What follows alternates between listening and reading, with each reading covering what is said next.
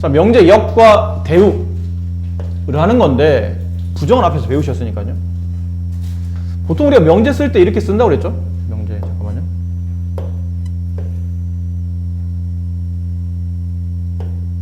응?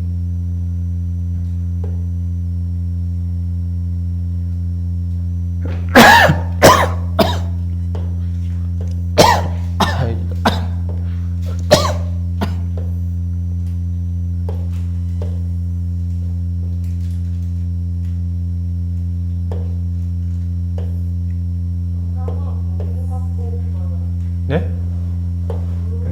네.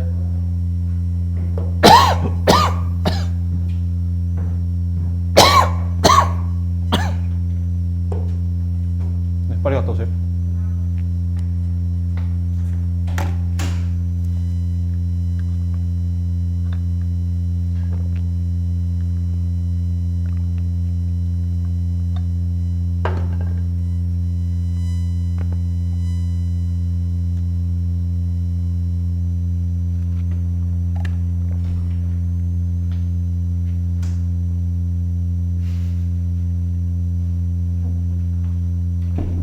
빨리 걸어.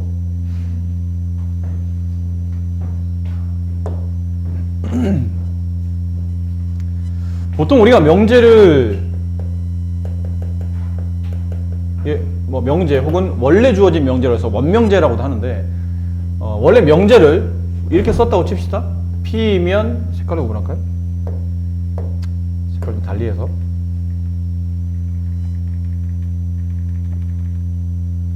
P이면 Q이다 라고 썼다고 칩시다. 근데 지금 가정과 결론의 위치가 저 화살표를 보내는 쪽이 가정이고 화살표를 받는 쪽이 결론이라고 그랬죠. 영재 저 가정과 결론의 위치를 뒤바꿔 봅니다. 가정이 뒤로, 결론이 앞으로, 위치가 변환이 되면 이렇게 되겠죠. 얘를 뭐라 부르냐면 주어진 명제 역이라 불러요. 역. 거꾸로라는 뜻이죠. 역. 반대로 배열했다는 뜻이에요. 서로 뭐의 관계냐면 서로 역의 관계입니다. 이쪽만 역이 아니고 여기의 역도 이거야 돼요. 서로 역의 관계. 그 다음 주어진 명제를 부정한다면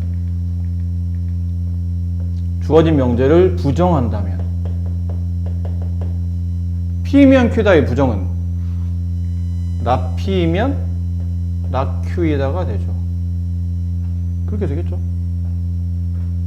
그 여기 서로도 부정의 관계예요. 부정의 부정은 긍정이니까 이쪽도 서로 부정관계 이 내용을 부정한다면 나 Q이면 나 P이다가 됩니다. 자, 그리고 나서 보니까 다시 얘네들은 무슨 관계가 되냐면 나 P가 뒤로 나 Q가 앞으로 얘네들은 다시 역의 관계죠. 자, 여기서 제일 중요한 거는 얘네들이에요. 얘네들의 관계.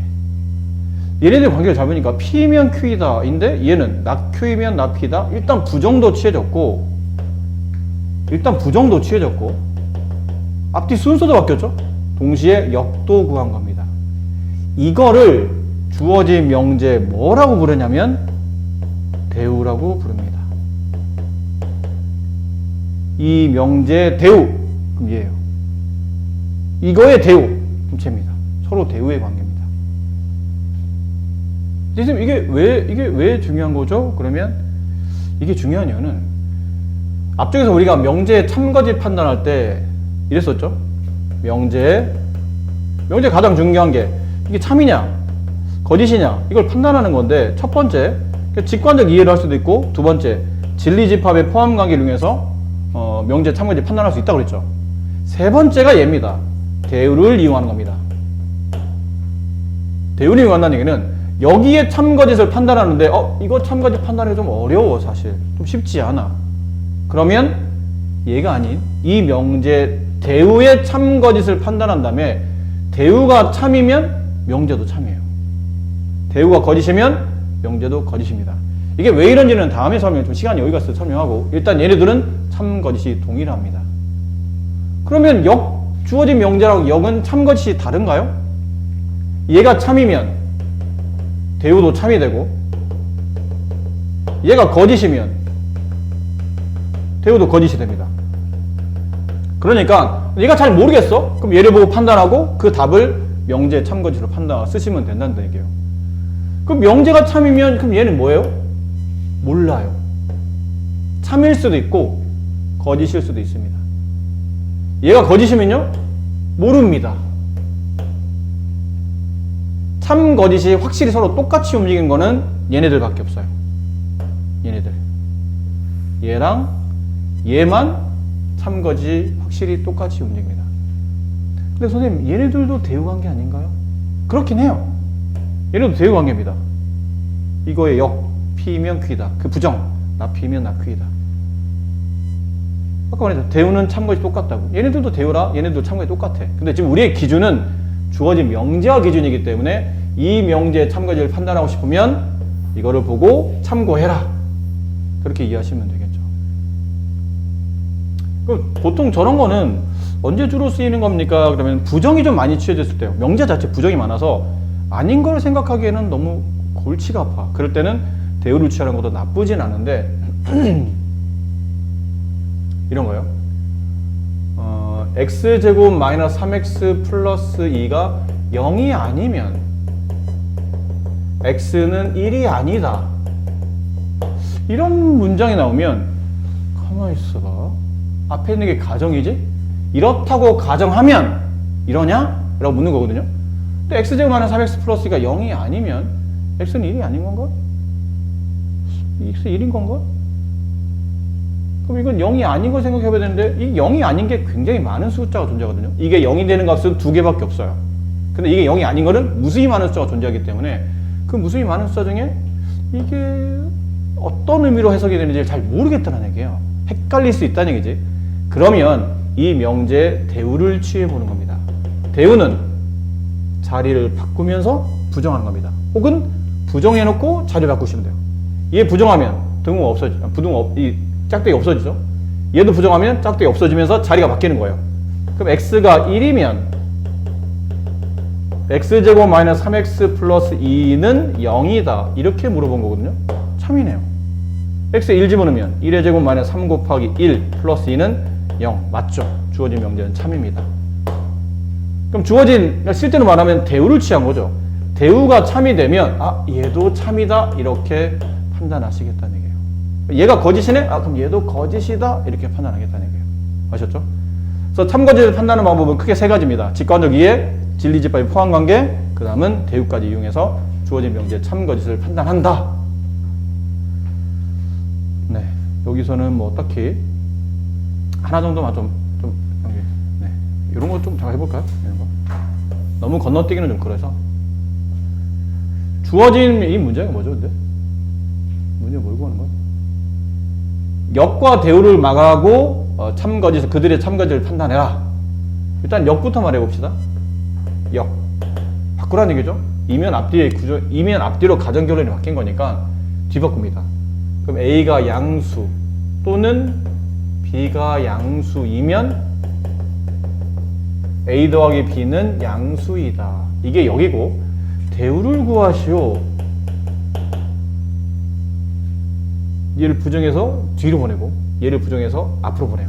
그럼 A가 0보다 크다의 부정은 0보다 작다가 아니고 0보다 작거나 같다. 또는의 부정은 그리고 B가 0보다 크다의 부정은 작거나 같다. 그렇게 되면 A 플러스 B는 0보다 크다. A 플러스 B는 0보다 작거나 같다. 자, 이제 참거짓, 이제 역과 대우를 구했으니까 참거짓을 판단해 봅시다. 위에 있는 거는 A가 양수 또는 B가 양수, 둘 중에 하나 양수 아니면 둘 다 양수일 수도 있는데 어쨌든 둘 다란 뜻을 가지고 있는 건 아니고 두 개 중에 최소한 하나는 양수입니다 라는 거죠. 그렇게 되면 둘 중에 하나가 최소한 양수이면 둘을 더해서 양수가 됩니까? 그건 아니죠. 거짓이잖아요. 판례 찾아보세요. 그러면 A가 5야, A가 1이야, B가 마이너스 2예요. 그럼 이 조건을 만족하는 겁니다. A는 양수 또는 B는 양수라는 얘기는 둘 다 양수일 필요는 없고 둘 중에 최소한 하나만 양수이면 되거든. 이 조건을 만족해요. 둘 중에 하나는 양수이다. 그럼 둘을 더하면 양수이냐? 아니잖아. 거짓이잖아. 밑에 있는 대우. A가 0보다 작거나 같아요. 그리고 B가 0보다 작거나 같아. 그러니까 0을 포함한 음수, 얘도 0을 포함한 음수. 그러면 둘을 더하면 0보다 작거나 같습니까? 그렇죠. 이건 맞는 말이죠. 이거 뭐 굳이 증명하지 않아도 알 수 있지 않나요? 0을 포함한 음수, 0을 포함한 음수와 음수를 더하면 음수잖아. 0과 0을 더하면 0이고. 그러니까 이 말은 맞는 말이 되는 거죠. 그럼 대우 명제가 참이면 주어진 원래 명제도 얘도 알고 보니 참이었더라 라고 판단한다는 얘기죠. 근데 사실 저 문제는 굳이 대우를 안 취해도 알 수는 있는 거예요. A, B가 가질 수 있는 부호 형태를 본다면 총 4가지죠. 둘 다 양수, 하나 음수, 하나 양수, 이렇게, 아니면 둘 다 음수. 물론 0을 포함해서 생각해본다 하더라도 그럼 둘을 더해서 양수가 되어야 돼요. 근데 음수와 음수를 더하면 양수가 되지 않잖아요. 이건 기본적으로 안 되는 거죠. 음수 더하면 양수가 될 리 없으니까. 둘을 더해서 양수라는 얘기는 적어도 하나는 양수가 존재해야 된다는 뜻이에요.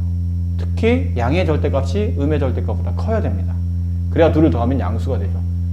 그러면 둘 중 하나는 양수입니까? 네, 둘 중 하나. 어쨌든 둘 중 하나는 양수네요. 맞는 말이 되는 거죠. 대우를 취하지 않아도 이 문장은 참임을 알 수 있지만 대우를 취해봐도 쉽게 이해할 수 있더라라는 거고. 아이고. 두 삼각형의 합동이면 두 삼각형 넓이는 같다. 역을 취해봅시다. 이 명제 자체 참고집부터 먼저 확인해 볼까요? 두 삼각의 합동이면 넓이 같은가요? 그렇잖아. 합동이 무슨 의미야? 크기 모양이 똑같다는 거야. 색종이 2개 붙여놓고 저렇게 똑같이 잘라낸 거지. 둘 떨어뜨리면 합동이잖아. 당연히 두 넓이는 같은 거죠. 합동이면 넓이 같다. 맞는 말입니다. 그럼 역을 취해볼까요? 어디가 가정인가요? 여기 가정이죠. 앞으로 땡깁니다. 두 삼각형의 넓이가 같으면 합동이다. 이런 말이죠. 이거는 거짓이네요. 넓이 같다고 합동은 아니잖아. 뭐 이런 것들. 여기 넓이 구할 때 넓이 이렇게 되면 이제 6이 나오죠. 3, 4를 곱해서 2로 나누면 넓이 6. 근데 넓이 6? 근데 이렇게도 되거든요. 여기 12, 여기 1. 얘도 넓이 6 나와요. 그럼 넓이 같다고 해서 얘네들이 합동이야? 그거는 아니네. 거짓이죠. 대우를 구해봅시다. 역과 부정을 동시에 취하죠. 앞으로 가면서 부정해요. 삼각형 넓이가 같다의 부정은 삼각형 넓이가 같지 않다.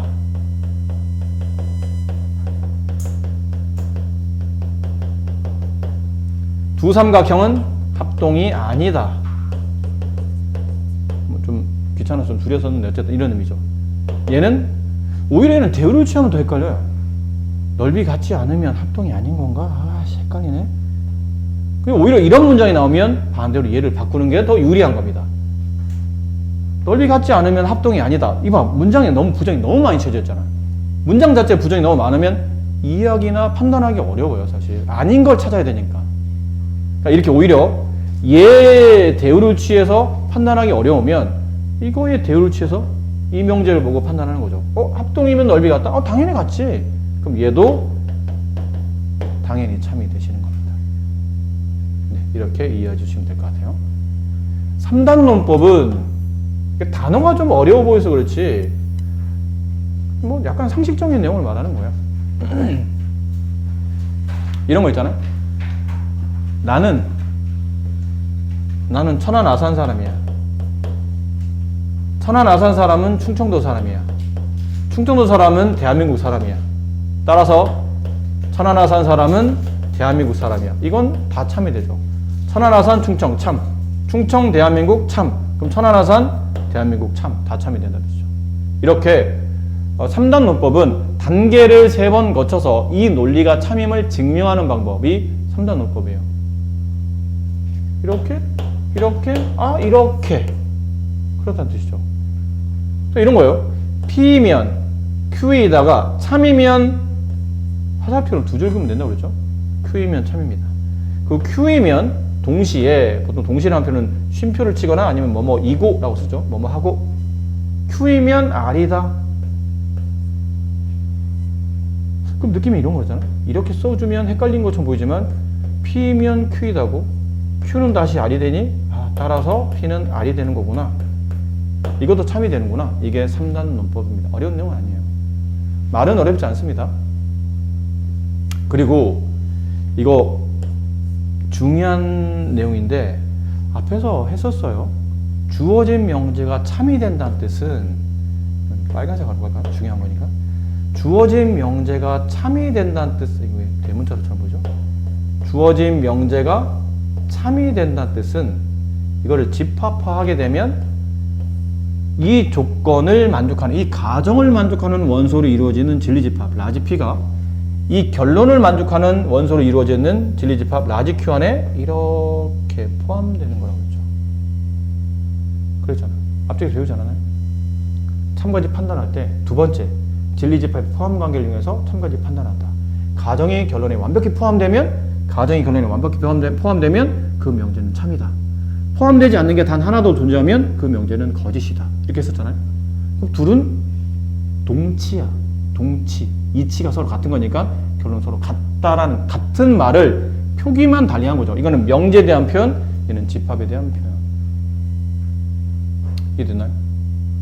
그럼 이걸 지금 여기서 왜 설명하시는 거죠? 그러면 이거군요. P면 Q이다 참이다? P가 그러면 Q 안에 포함되어 있다. 근데 Q는 다시 R에 포함되어 있다는 얘기죠. Q는 다시 여기 있는 조건 R을 만족하는 진리집합 라지 R에 포함되어 있을 것이다. 이런 포함관계가 성립한다. 그러므로 P는 당연히 R에 포함된다. P가 R에 포함된다면 P는 R이기 위한 참이 된다. 이렇게 성립하시겠다는 뜻이에요. 자, 이런 문제 하나. 이거 좀 너무 많은데. 한 3개만 해봅시다. 이 칸이 너무 짧아지면 글씨가 안 보이니까 3개 정도만. 세 조건 PQR에 대해서 다음이 모두 참이래요. 그러면 다 실제로 다 두 줄로 표시하면 된다는 얘기죠. 이 중에서 반드시 참인 건 동그라미, 반드시 참이라 할 수 없는 거는 X라고 하자. 결론이 이거였죠. P면 낙Q이다가 참이에요. 그러면 당연히 이 명제가 참이면 좀 전에 배웠던 이 명제의 대우도 참입니다. 대우라는 얘기는 앞뒤 위치를 바꾸면서 부정을 하는 거니까 P가 뒤로 가고 나P가 되고 나Q가 앞으로 오면서 Q가 되는 겁니다. Q는 나P이다도 참이 되는 거예요. 그리고 이 두 번째 R이면 Q이다. 얘가 참이 된다는 뜻은 당연히 앞뒤 바꾸고 부정한 나Q이면 나달이다도 참이 돼요. 그리고 중요한 건 이 부분이죠. 이 부분. 가만히 있어봐라. R은 Q인데 다시 Q는 나P로 가네. 그럼 뭘 알아낸 거죠? R은 Q를 통해서 나피기 위한 조건도 참이 된다는 뜻이에요. 그럼에 따라 이 명제 대우인 P이면 나달도 참이 되는 겁니다. 그럼 실제로 주어진 명제는 2개밖에 없었어요. 주어진 명제는. 얘네 둘이 주어졌었거든. 3단 논법을 이용하면 참인 명제 2개를 가지고 추가로 4개, 총 6개 참인 명제를 밝혀낼 수 있습니다. 3단 논법일 때는. 이해되시죠? 각각 명제 대우, 그 다음 또 이어진 명제 하나, 다시 거기에 대우, 총 6개 명제가 참임을 확인할 수 있다. 18. Q는 나피기 위한 참이다. 이게 찾아야 돼요. Q는 나피기 위한 참이다. 여기 있네요. 맞다.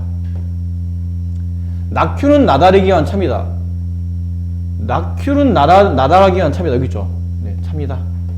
P는 R이기 위한 참이다. P는 나달은 참인데 P가 R이 참인 것까지는 아까 말했듯이 반드시 참이라 보기는 어렵다. 아닐 수도 있으니까. 우리는 반드시인 걸 찾는 거니까. 나P면 나Q이다. P와 Q의 관계가 어디 있냐면 여기 있죠. 이건 처음부터 틀렸네요. 이것만 참이지 여기다 나 붙이면 P를 부정하면 이게 참이 되는지 거짓이 되는지 알 수 없으니까 잘 모르겠다. 여기서는 반드시 참이 아니면 X로 표시하라고 했으니까 X로 표시한 겁니다. 이렇게 나머지도 골라주시면 됩니다. 밑에 있는 문제 한 3개 남았는데 이 방법을 통해서 골라내주시면 될 것 같아요.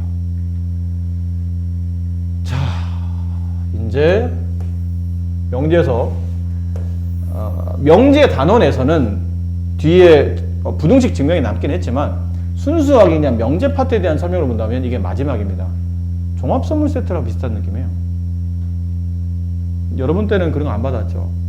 여러분 때 학교 먹는 게 뭐 넘쳐나는 세상이었기 때문에 선생님이 꼬맹이 때는 언제인지 기억도 안 나네.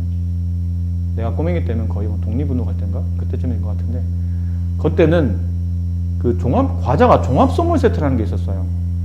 그래서 이런 박스 같은 네모나 이렇게 직육면체 모양의 박스가 커요. 유명한 무슨 뭐 장난감 닫는 박스처럼 커. 거기 안에 오만 과자를 다 때려 넣는 거예요. 그 회사에서 나오는 오만 과자들. 뭐 지금 본다면 허니버터칩, 그 다음에 오징어 땅콩, 뭐 새우깡 이런 식으로 막 다. 뭐 초콜릿도 들어있고 껌도 들어있고. 그러니까 그 제과에서 파는 웬만한 물건들이 다 들어있어요. 그게 이제 그거를 이제 명절 때 애기들 있는 집이나 애들 있는 집에 갖고 가면 애들이 난리 나죠. 거의 죽어요. 갖고 온 사람한테 거의 목숨을 걸어요. 사랑한다 얘기하고. 그래요. 나 때는 그랬었어. 종합 선물 세트. 전부 다. 내가 알 수 있는 거 전부 다.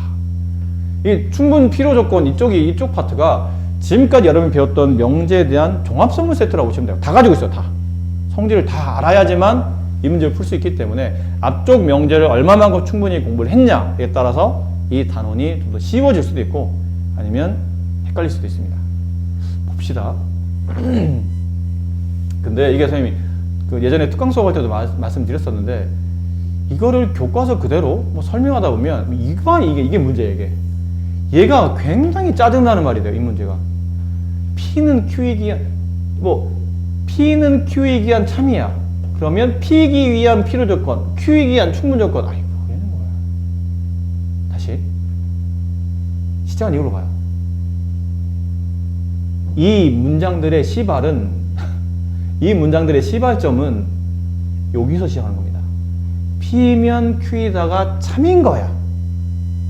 근데 그거를 P의 입장에서 본다면 P이기 위한 필요라고 말하고 Q를 설명하기 위한 조건을 본다면 Q이기 위한 충분 이렇게 말한다는 얘기죠. 근데 요것만 딱 끊고 보면 헷갈리지 않는데 이제 문제가 막 섞여서 나오기 시작하면 이게 P이기 위한 필요인지 충분인지 헷갈리기 시작하는데 그래서 옛날 선생님들 그러셨어요. P, Q를 봤을 때 P로 설명하자면 필이 붙죠. P이기 위한 필요. 그 다음에 Q이기 위한 충분. 이것도 단어 더 헷갈리게 돼 있네, 사실은. 사실 더 헷갈리게 돼 있거든요. 원래는 이런 말보다 좀 더 자주 나오는 게 P이기 위한 필요보다는 P는 충분, Q는 필요 뭐 이렇게 나오는데 이게 좀 문장이 더 헷갈려요. 결국은 선생님 내가 말하고 싶은 게 뭐냐면 이게 PQ를 어떻게 표현하냐에 따라서 이게 필요했다가 갑자기 충분으로 바뀌기도 하고 충분했다가 갑자기 필요로 바뀌기도 해서 저렇게 문장을 이해하면 어려워요. 사실 문제는 어렵습니다. 그래서 뭐라고 판단해야 될지 잘 드세요. 우리는 교재대로 설명하지 않을 겁니다. 이해하기 편하게 이렇게 설명해 드릴게요. P이면 Q이다가 참이야? 이렇게 말해도 어렵겠다. 충분, 필요 충분.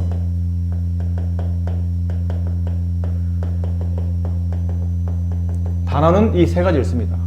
충분 조건, 필요 조건, 필요 충분 조건 이란 단어를 쓰는데 어떨 때 어떤 단어를 쓰는 게 적절합니까? 라고 한다면 첫 번째 제일 먼저 수반돼야 될 게 가정과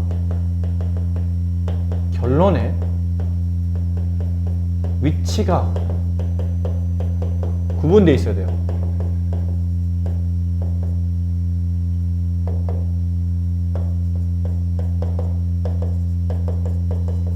이게 첫 번째예요. 이게 아니면 아까 말했던 그 말들이 다 헷갈리기 시작해요. 기준이 없어지기 때문에. 그러니까 이 문장을 읽었을 때 아 얘가 가정이구나 얘가 결론이구나 구분이 된 상태로 두 번째 이제 우리가 말했던 그 내용이 이제 시작되는 거예요. 주어진 명제만 참이야. 명제는 참이야. 근데 그 역은 거짓이야.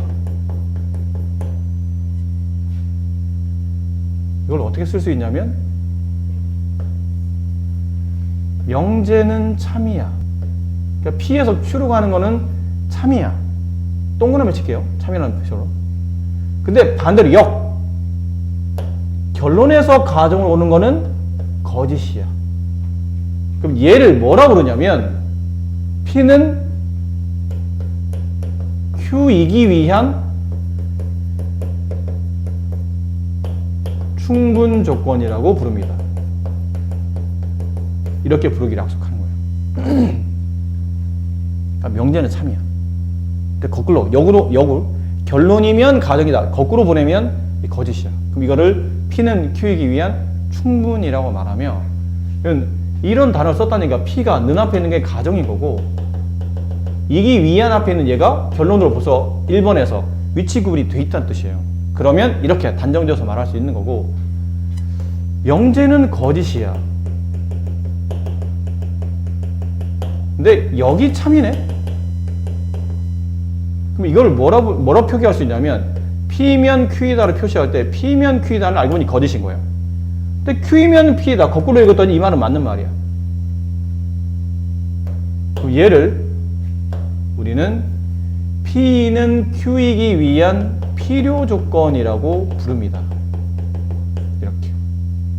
마지막 명제가 참이야. 역도 참이야. 가정이 결론하기 위한 참. 결론이 가정하기 위한 얘도 참. 둘 다 참. 근데 이렇게 되면 얘를 필요 충분 조건이라고 불러요. 충분 필요가 있지 않습니다. 필요 충분이 정확한 의미예요. 이렇게 부릅니다. 이게 약속이에요. 선생님 뭐 하나 빠진 것 같은데요? 명제 거짓, 역 거짓. 그건 뭐라 불러요? 그건 이름이 없어요. 그냥 거짓인 명제야. 자체가. 이름을 따로 불러주지 않습니다. 얘네들만 이름을 부릅니다. 아셨죠? 네. 이거 책에 써. 29번. 이건 부등식이죠. 근데 이걸 이렇게 쓰면 안 된다. P는 선생님 1, 2, 3, 4 Q는 1, 2, 3, 4 똑같네. 똑같은 거죠. 그럼 가정이 결론에 포함되기도 하고 결론이 가정에 포함되기도 하죠. 이걸 뭐라고 그러냐면 두 집합 서로 같아. 그러니 가정이 결론에 위한 참, 결론이 가정에 위한 참, 둘 다 참, 필요 충분. 그럼 틀린다고. 이렇게 쓰는 거는 이 범위 안에 정수만 쓴 겁니다. 근데 지금 조건에 보면 정수라는 단어가 없잖아. 함부로 저렇게 쓰면 안 되는 거예요. 네 마음대로 그냥 숫자 보고 그냥 1, 2, 3 이렇게 하면 안 되는 거지. 이건 실수잖아. 그럼 이건 이렇게 되면 숫자를 표현할 수 없으니 그럼 그때는 어떻게 하죠? 저기 부등식 문제 나오면 수직선을 그리는 게 제일 유리합니다. 0이 여기 있고요. 1이 여기 있을 테고. 색깔로 구분할게요. 0이 여기 있고 0은 P죠. 가정. 0보다 크다. 이렇게. 이게 P예요. 그럼 얘 Q 1보다 크거나 같다. 1보다 크거나 같다. 이거 Q예요. 조건 Q를 만족하는 진리집합. 그럼 쓰고 나서 보니까 범위로 본다면 Q가 P에 포함되는 거잖아요. P가 Q에 포함되는 건 아닙니다. 이유는 이만큼 X 범위에 발레가 존재하죠. P가 Q에 포함된다고 말하기에는 이만큼 P 안에는 있지만 Q에 포함되지 않은 발레가 존재해요. 근데 Q는 모조리 다 P 안에 포함되어 있으니까 이게 참이 되는 거죠. 요 말. 그럼 이거를 조건에 맞게 명제화하게 되면 P는 Q에 포함되는 게 아니에요. 그러니까 거짓이에요. 근데 Q는 P에 포함되는 게 맞아. 이건 참이네. 그럼 명제는 거짓, 역은 참. 무슨 조건? 필요 조건이 돼요. 그래서 PQ의 포함 관계를 말하시오. Q는 P에 포함됩니다. 두 집합 PQ를 구하시오. 그러면 구할 수 없어요. 말을 잘못했죠.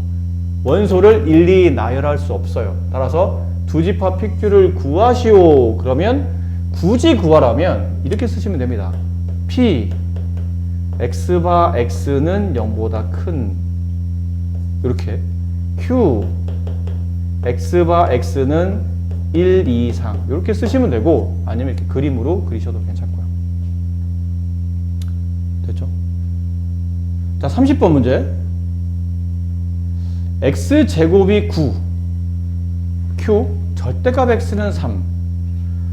그럼 p 조건은 x제곱이 9인 걸 가지고 있는 원소로 이루어진 집합 뭐 있나요? 마이너스 3과 3이 있죠. 그 다음 q 절대값이 3인 것? 마이너스 3과 3이 있네요. 얘네는 p가 q에 포함되기도 하고 q가 p에 포함되기도 하니 pq는 같은 거구나. pq가 서로 같다는 말이 나오면 결론은 조건 p가 조건 q에 참이 되고 조건 q가 조건 p에 참이 되므로 결론 얘는 p로 충분히 된다. 네, 이렇게 성립하시는 겁니다.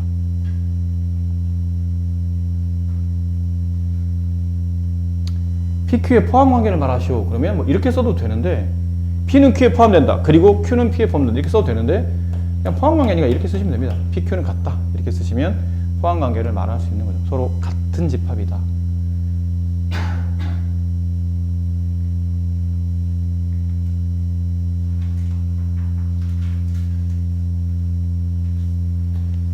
자, 여기서 중요한 문제 나와요. 38번, 39번을 지금 풀어보세요. 38번 문제에 이렇게 돼 있거든요.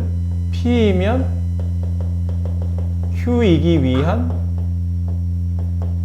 무슨 조건입니까? 를 구하라는 얘기예요. 결론은 이면 앞에 있는 P가 가정이기 위한 앞에 있는 Q가 결론이니까 우리가 배운 대로 가정 결론의 위치가 잡혀져 있는 상태니까 이걸 보고 주어진 명제가 여기 참 거짓을 통해서 충분 필요 충분을 구하는 겁니다. 근데 문제가 이게 아니죠. 충분 조건이 되려면 이라는 말이 붙었어요. 주어진 조건이 충분 조건이 성립하려면 A가 어떤 값으로 주어져야 됩니까? 를 말하는 거거든요. 그럼 충분히 뭐죠?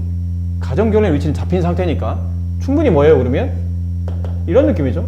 P가 Q이기 위한 조건은 참인데 Q는 P이기 위한 조건이 거짓인 것. 따라서 가정의 모든 원소가 결론에 완벽히 포함되되 결론은 가정에 포함되지 않는 겁니다. 됐나요? 결론은 가정에 포함되지 않는다. 이 그림이구나. P 이거구나. 네, 이 그림을 떠올리시면 됩니다.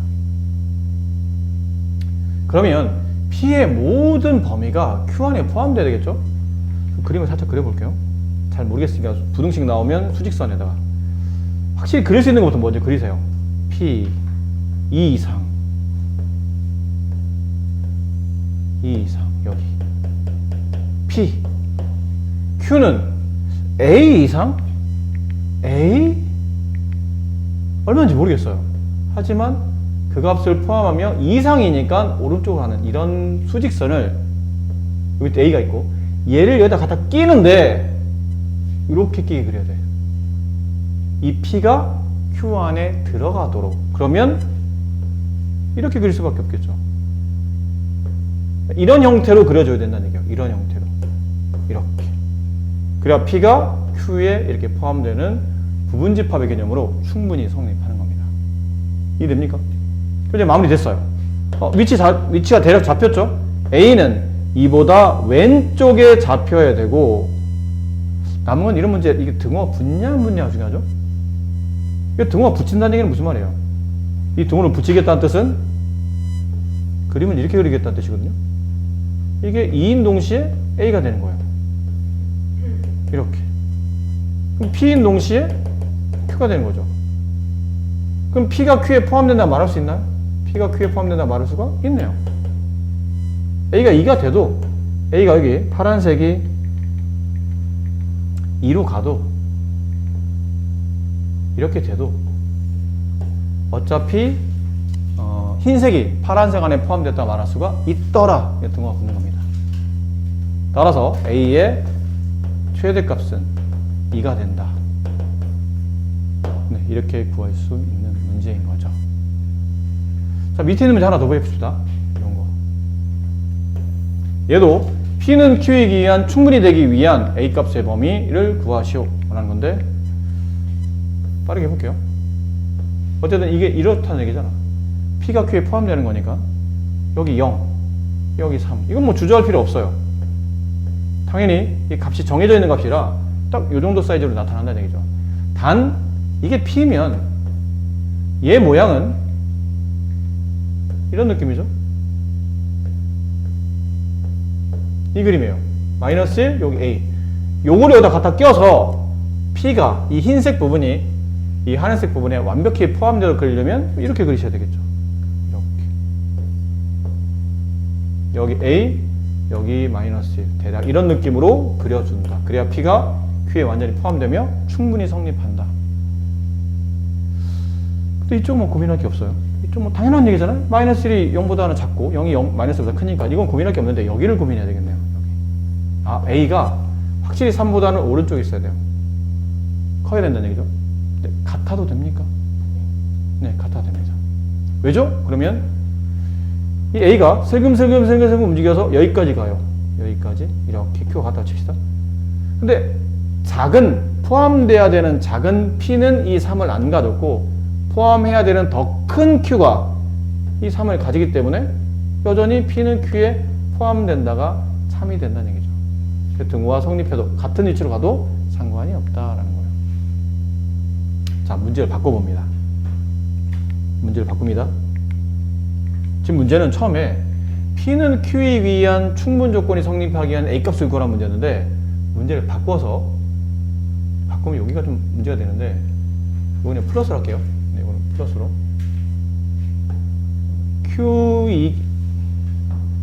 P 이건 플러스고 P이기 위한 Q는 무슨 충분 조건?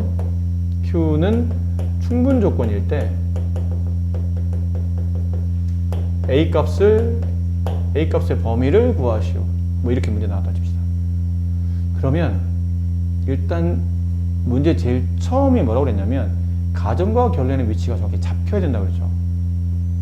이렇게 쓰게 되면 P를 가정으로 보기 어려워요. 이유는 뭐뭐 하기 위한이라 말 앞에 있는 P는 결론으로 봐야 된다는 얘기예요. 그 뭐뭐이면 혹은 뭐뭐는 뭐뭐이 뭐뭐가 이런 식의 주어가 나온 이 Q는 이게 가정이 되는 겁니다. 그럼 순서상 잘못 쓰는 거예요. 우리가 P 그럼 당연히 가정, Q 결론 이렇게 생각하는데 그렇지 않다는 얘기야. 문제가 이렇게 나오면 얘가 가정이야. 얘가 가정이에요. 그리고 결론이 얘가 되는 겁니다. 그렇죠? 이렇게 되는 거예요. 그럼 가정이 결론하기 위한 충분히 된다 뜻은 가정이 결론에 포함되며 결론은 가정에 포함되지 않는다. 이건 참인데 이건 거짓이다. 이런 느낌을 받아야 된다는 얘기죠. 그럼 얘 그림은 이렇게 둘 다 색칠한 동그라미 안에 디귿자 모양. 얘가 색칠하지 않은 빈 동그라미 디귿자 안에 들어가야 되는 거야. 이렇게. 그럼 그림을 그리게 되면 1 이상 A 이하, A가 언제인지 모르겠지만 일단 대략 내려줘야죠. 내려와야 되니까 여기 A. 이게 Q예요. 얘가 Q예요. 근데 우리는 Q가 얘가 가정이야. Q가 결론 P에 포함되어야 되는 겁니다. 그럼 얘 그림을 그릴 때 0, 3 얘를 그릴 때 얘는 넉넉히 이렇게 바깥쪽에다가 디귿자 모양의 그림을 그리셔야 되는 거예요. 이해됐나요? 그럼에 따라 A는 3보다 작은 쪽에 있어야 됩니다. 등호 붙을까요? 이건 붙으면 안 되죠. 등호를 왜 붙이면 안 되냐면 Q가 P에 포함되어야 되는 거예요. 그 얘기는 Q의 모든 원소가 P 안에 있어야 돼. 근데 만약 A와 3이 서로 같은 위치로 가게 되면 이 내려오는 위치가 여기서 내려와야 된다는 얘기예요. 이렇게 내려와야 된다는 얘기야. 근데 작은 Q는 얘를 가졌잖아. 근데 큰 P가 얘를 안 가지네? 작은 Q의 모든 원소가 큰 P에 다 포함되어 있어야 되는데 Q에는 있지만 P에 있지 않은 원소 3이 존재하기 때문에 발레가 성립하는 거죠.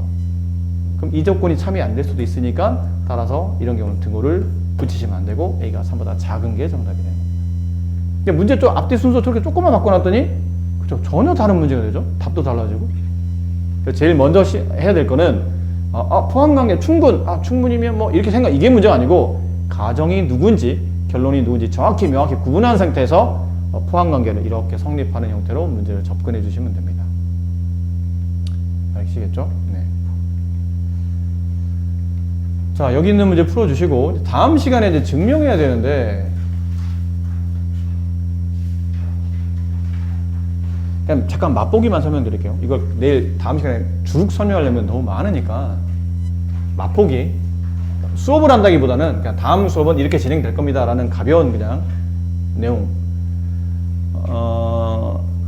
근데 이쪽 파트는 냉정히 말하면 명제 안에 아까 말했지만 명제 안에는 포함되어 있지만 우리가 알고 있는 뭐 참거지를 판단하는 뭐 이렇게 명제 본질적인 것보다는 명제 약간 격가지 명제를 배웠으니 이제 증명을 해보고 참인지 거짓인지 판단해보고 뭐 이러자는 얘기인데 그러다 보니까 증명법이 나와요. 그러니까 대우를 이용한 증명법은 아까 배웠었죠. P이면 Q에다가 참이 되면 그 대우도 항상 참이다. 그걸 이용해서 주어진 명제가 참임을 확인해봐라. 뭐 그런 증명법이 있어요. 이건 앞에서 배웠으니까요. 어떤 명제가 참임을 증명해야 돼. 근데 잘 모르겠어. 그러면 그 명제의 대우를 취해서 그 대우가 참인 걸 이용해서 주어진 명제도 참이구나 이렇게 판단하는 게 대우를 이용한 증명법이고 이건 앞쪽에서 어느 정도 해왔으니까 뭐 그게 괜찮다고 본다면 이게 이제 처음 듣는 단어죠. 귀류법? 뭐지? 귀류법은 나온 그대로 주어진 명제 결론을 부정하는 겁니다. 그래놓고 증명을 해갑니다.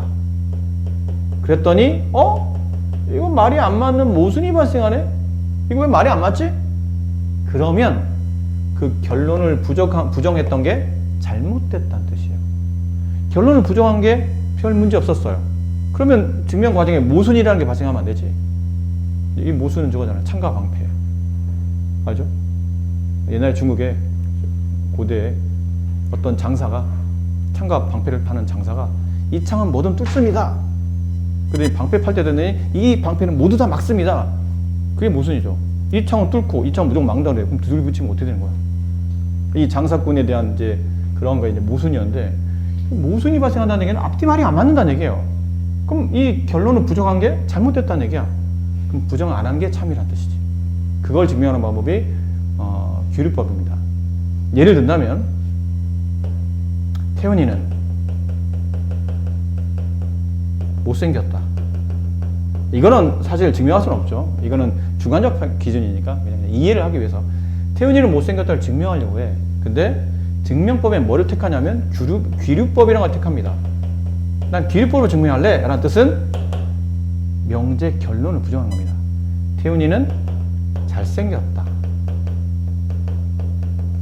이렇게 시작하겠다는 얘기죠. 막 증명해가. 태훈이는 잘생겼어. 그럼 이제 몇 가지 조건이 나와야 되겠죠? 태훈이는 눈이 이뻐. 코가 이쁘고 입이 이쁘고 얼굴형이 어쩌고저쩌고 하다 보니까 어디서 걸린 게 나온 거예요. 응? 제 얼굴형이 이상한데? 모순이 발생했네? 잘생겼다면 이런 모순이 나오면 안 된다는 얘기죠. 그러면 잘생겼다를 부정한 게 잘못됐었다는 얘기야. 모순이 나오면 안 되니까. 잘생긴 게 맞다면 증명 과정에 모순이 있어서는 안 되겠죠. 근데 모순이 나왔다는 얘기는 잘생겼다는 말하고 잘생겼다 말할 수가 없다는 얘기야. 그러면 처음에 있었던 이 명제가 참이라는 게 확인이 된다는 얘기죠. 심하게 끄떡대네. 네, 그렇다는 얘기예요. 이런 방법을 우리는 귀류법이라고 말합니다. 아셨죠? 증명 방법.